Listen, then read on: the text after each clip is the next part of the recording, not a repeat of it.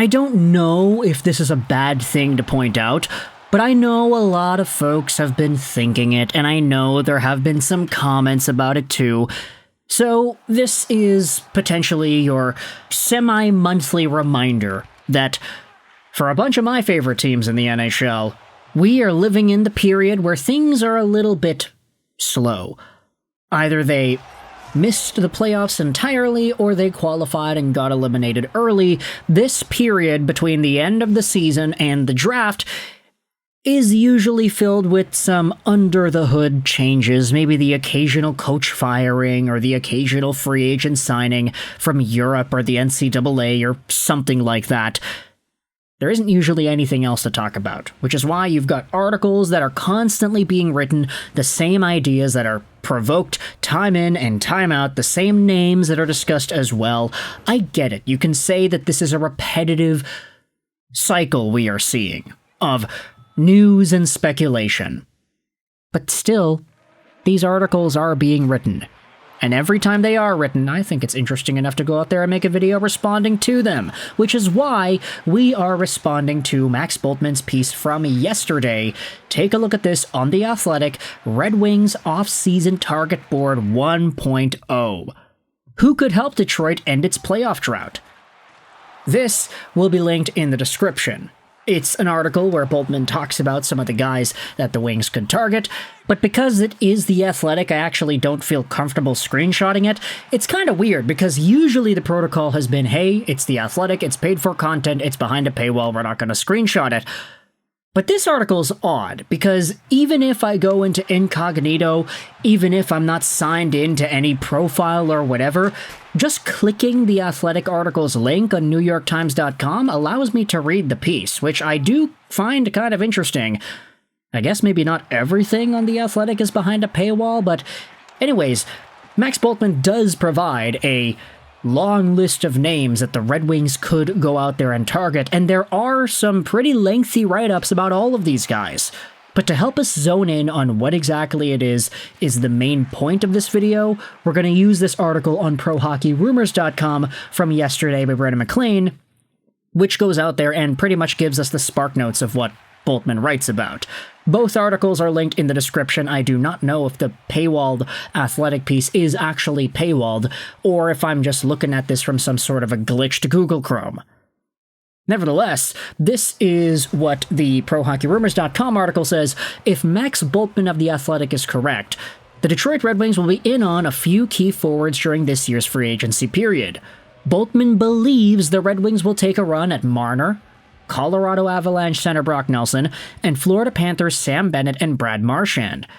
In all seriousness, even though Detroit has the financial flexibility to pursue any free agent, Bennett is the only player whose age aligns with their timeline, making them tougher to compete against and filling both short and long-term needs. Now, I'm just going to say this right here. Mitch Marner is a year younger than Sam Bennett. Who's to say that he wouldn't align with the timeline of success that the Wings want to have too? I get it, Brock Nelson and Brad Marchand, the two BRs, they're older, and thus do not have a longer shelf life in the National Hockey League compared to the other two guys. But Marner and Bennett are kind of in that same area. Larkin was a 2014 draftee, so was Bennett. Marner was 2015 as a draftee, and then there are a bunch of other guys in the Wings organization that were taken way after, like Edvinsson, Seider, and Raymond. So I don't think Bennett is the only guy that would align with this timeline here. Mitch is very well in that too, but the fact that Bultman's writing about how he believes each of these guys will receive an offer is interesting. And if you go over back onto the Athletic piece, the original source as to where this info is being discussed, it is written about here that Bultman does believe Detroit should be calling for him. And, you know, I mean, this is the same conversation we've been having a bunch over the past few days. A lot of people expressing their disdain with the Marner Disappearance Act that seems to take place every year around the springtime. But then the opposing main perspective is, hey, but at least Marner gets points in the regular season. He would help the Wings make the playoffs, which in itself is the main goal here. The Maple Leafs have a main goal of needing to win the Stanley Cup, while they have that core of Marner, Matthews, Nylander, Tavares, etc. And I say have because none of these guys have technically left yet, but that was the idea. They needed to win the Cup because they were contending for the Cup. They've been that good. But Detroit has not been contending for any Stanley Cup over the past few years. They've been contending roughly for a playoff spot, but they've failed for the past little while. So Marner would inexplicably be a huge upgrade to the team's offensive firepower, and because he is a penalty killer too, that adds so much value to what this Red Wings team puts out there onto the ice. The question is, though, would Marner want to go to one of the geographically closest teams to Toronto and play the rest of his next few years and next contract on a team that plays off against the Maple Leafs like 5 times a year, 6 times a year?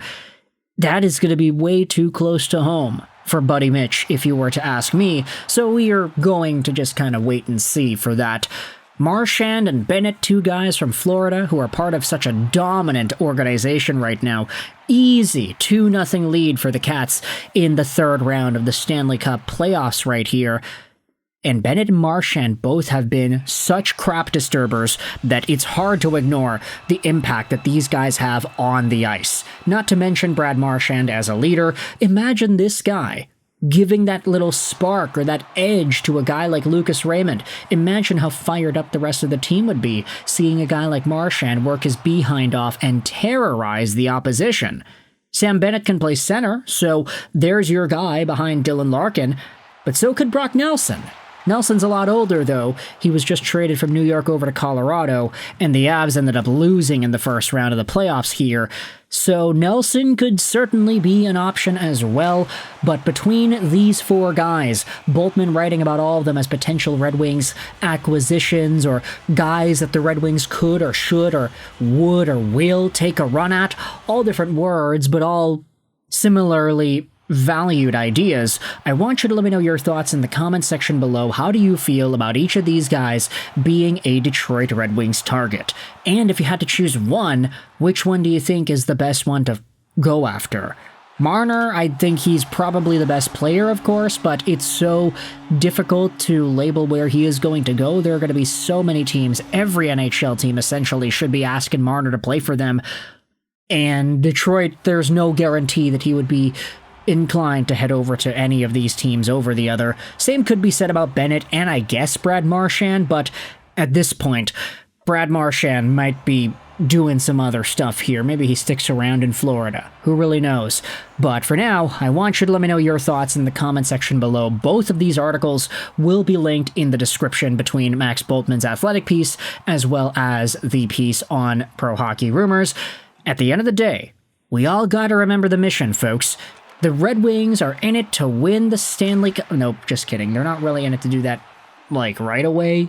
If they won the Cup next year, that'd be fantastic. But right now, for what the Wings are building in 2025, they just got to make the dance first. Make the dance, and then in 2026, we'll talk about where they can go from there. For now, though, thoughts in the comment section below about Marner, Marchand, Nelson, Bennett.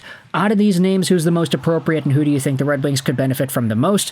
Let me know in the comments all your opinions. I hope you enjoyed this video. And bye.